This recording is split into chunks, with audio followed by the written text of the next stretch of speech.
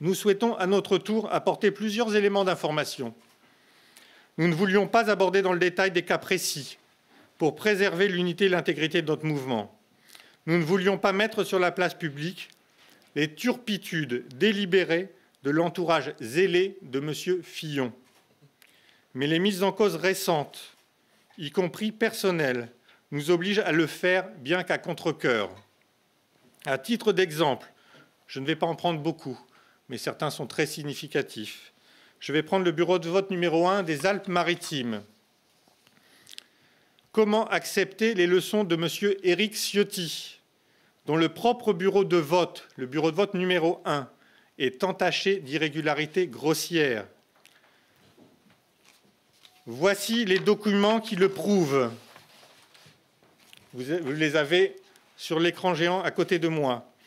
Il s'agit d'une photographie prise par mes soins lors de la réunion de la COCOE, du procès-verbal examiné en son sein, ce PV rédigé sous le contrôle d'un huissier et approuvé par les représentants des deux candidats, c'est-à-dire y compris ceux de M. Fillon, constate notamment qu'il y a 128 enveloppes de trop par rapport au nombre de votants ayant émargé.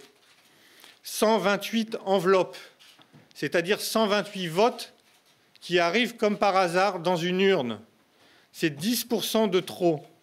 Pour être clair, c'est le signe manifeste d'un bourrage d'urnes massif. Que de nombreuses procurations semblent non conformes, avec des signatures différentes de la copie de la pièce d'identité du mandant. Pour ceux que ça intéresse, nous en tenons à votre disposition un grand nombre.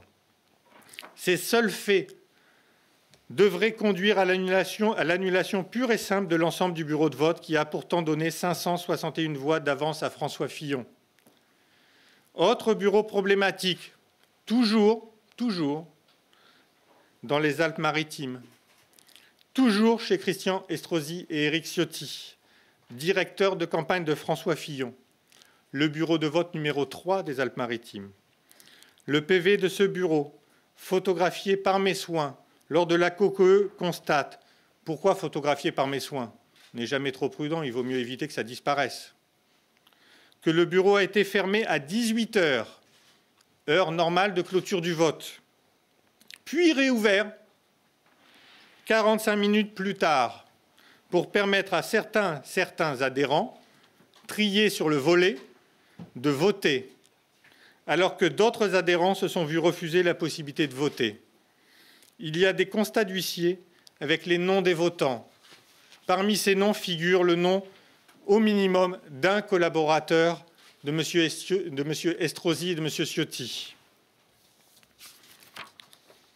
Vous pouvez trouver le PV du bureau de vote numéro 3 de Nice qui reprend l'ensemble de ces griefs.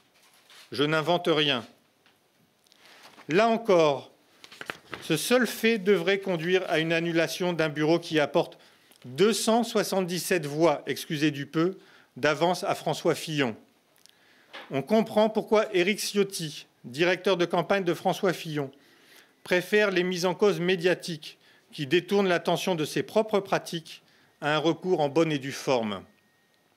On comprend que tout soit fait par eux pour convaincre M. Fillon de ne pas procéder à un recours en bonne et due forme de chacun des bureaux contestés et contestables.